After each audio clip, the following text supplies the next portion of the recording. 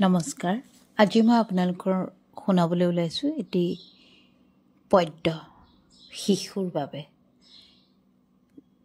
লিখিছে কুন্তলা দত্তই।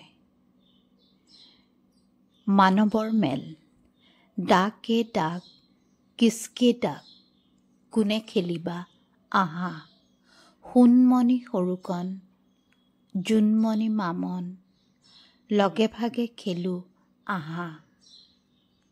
ডাকে ডাক কিচকে ডাক কোনে খেলিবা আহা আমিনা আইনুল পাৰবিন ৰচিদুল লগে ভাগে খেলোঁ আহা।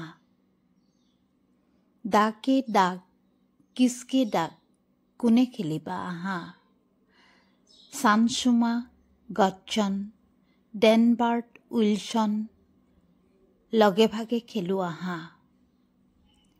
দুজন দুজনকৈ আহি সুধিব লাগিব প্ৰেম নে ঘৃণা তোমাক কোনটো লাগিব।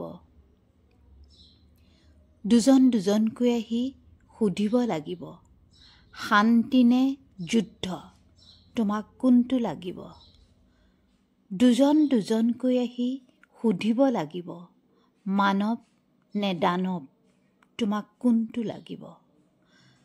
নালাগে নালাগে আমাক ঘৃণা যুদ্ধ দানৱ লাগে যে আমাক মাথো প্ৰেম শান্তি মানৱ।